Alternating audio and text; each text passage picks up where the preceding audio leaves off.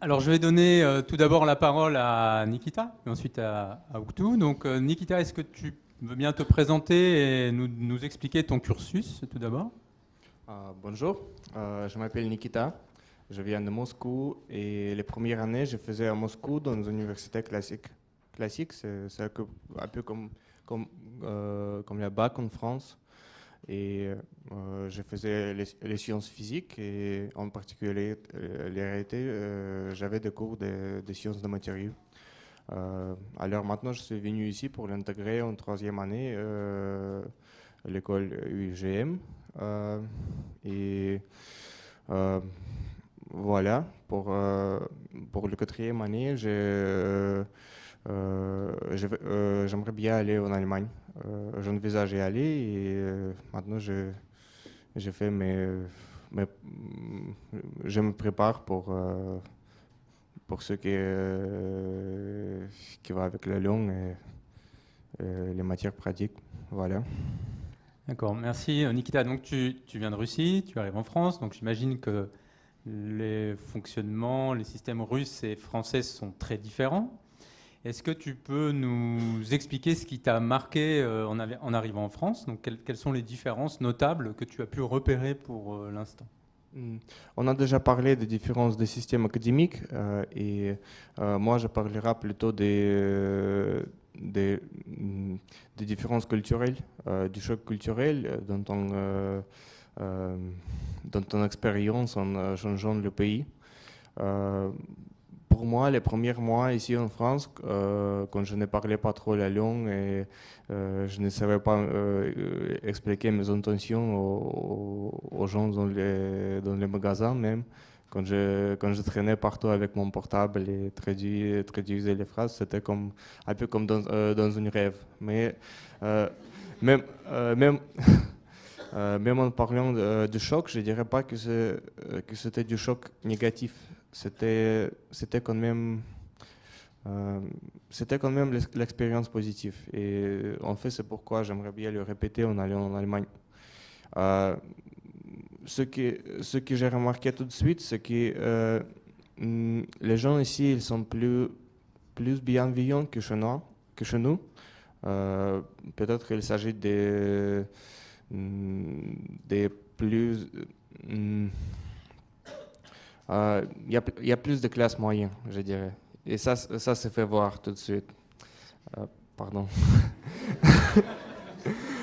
Et après, il y a tous les parcours administratifs, toutes les choses qui sont réglementées. Ici, s'il y a beaucoup de bureaucratie, ça veut dire qu'il vous faut vraiment suivre les parcours marqués.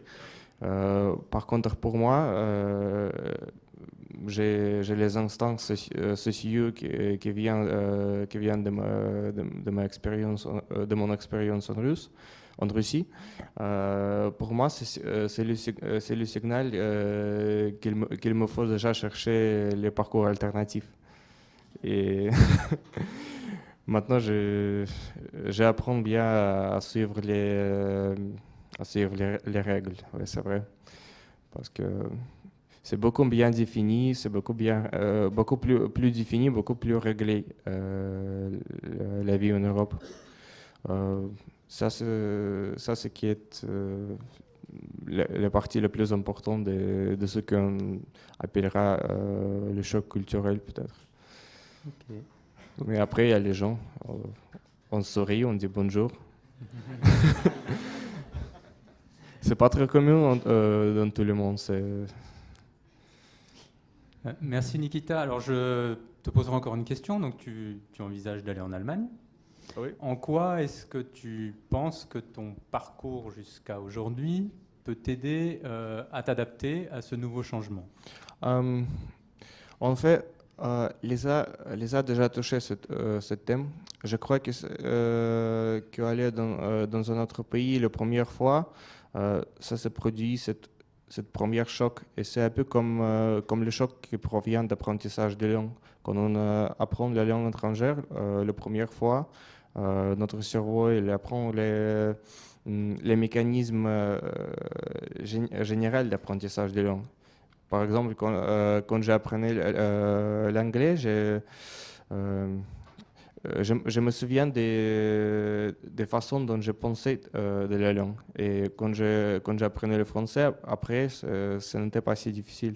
Je crois que ce sera pareil avec la culture. Quand j'arrive en Allemagne, euh, je me retiendrai toujours mes expériences en France quand j'étais à nouveau arrivé. Et je crois que ça m'aidera beaucoup. Par contre, j'ai vraiment envie de répéter l'expérience. C'est un peu comme les recherches d'adrénaline pour les personnes qui aiment les sports d'un jour. Ça a l'air bien. Merci Nikita. Je propose maintenant à Ouktou de faire le même exercice.